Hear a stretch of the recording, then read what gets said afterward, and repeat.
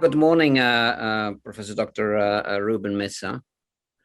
I very appreciate to be this early morning with you for our MPN Awareness Day. We are just trying to get a few words from you, what it is for you, the MPN Awareness Day. What I want to ask you is, why is MPN Awareness Day so important to the MPN community? Well, Peter, I'm very delighted first that you consider me a friend, and certainly the feeling is mutual. I'm excited to be here today and excited to be participating in this MPN Awareness Day video that you have pulled together. The MPN community is very special. A lot of caring individuals, a lot of shared struggles, not only in the US, but really around the world. It is very much of a global disease, but a tremendous amount of effort from many working together to try to make an impact, starting with patients banding together, creating advocacy groups, support groups, sharing information. Wonderful partners in the pharmaceutical industry that really have gathered together to try to help us find better therapies for MPNs. And fantastic colleagues in academic centers, in hematology practice, working together, better understanding MPNs, better understanding the biology of MPNs, development of better therapies. MPN Awareness Day, I think, is a fabulous idea.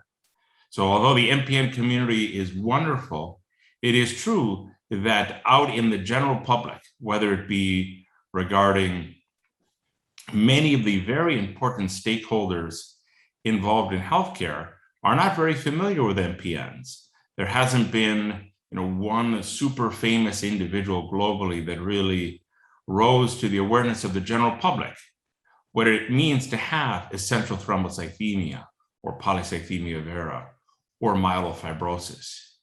Indeed, I sometimes share with patients one of the things I've observed that can cause anxiety with an MPN is that they have a condition that their friends and family members are unfamiliar with. If a patient is diagnosed with diabetes or with breast cancer or with prostate cancer, their friends, their family members, their employers kind of know what that disease is, have some ideas what to expect, provide empathy and support.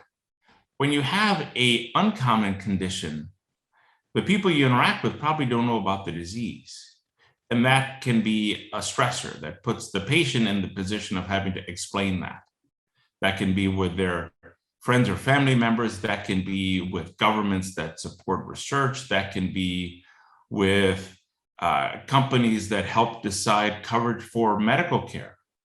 So MPN Awareness Day, I think, is incredibly important. It helps to celebrate our shared efforts to decrease the burden of MPNs and to try to find a cure.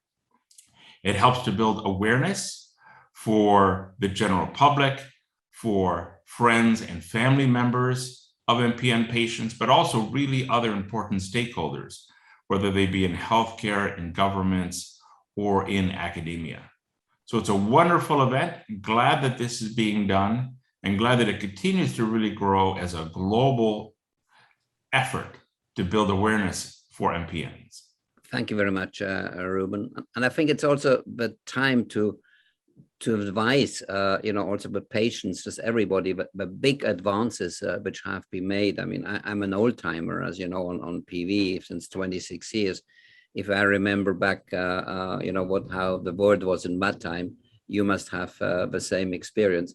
There's so many good things which happened. And all what we really need is that these things and the illness itself is getting more aware to everybody, basically.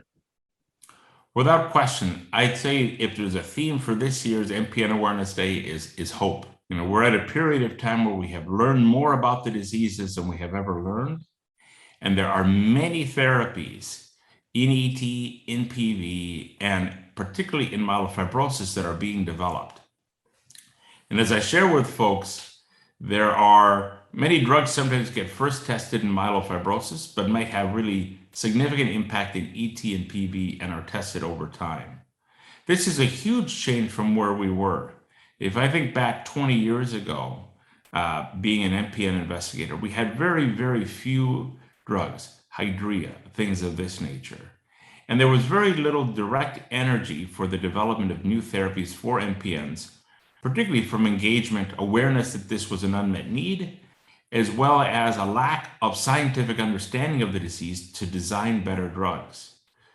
The evolving understanding of the biology of MPNs, the role of JAK2, other mutations, calreticulin, the fibrosing process, issues of progression, all of these things really have helped to tremendously advance many of the drugs, well over 20, that are being tested in MPNs as we speak. So I think it's teamwork, it's clearly advances in biology, understanding of the biology of MPNs to make better therapies, and it is clearly the strong support of the patient community to engage, to help to support these efforts, as well as their generosity in participating in key clinical trials that help us advance which therapies might really make an impact for MPNs. Great. Thank you very much, Professor Mesa. I appreciate very much again that you had time to join us on this Awareness Day, which is important, and you are one of the most important person here. Thank you very much. I wish you a pleasant day, a good week, and we'll be in touch. Yeah, thank you. Great. Thank you so much, and wishing everyone a great MPN Awareness Day.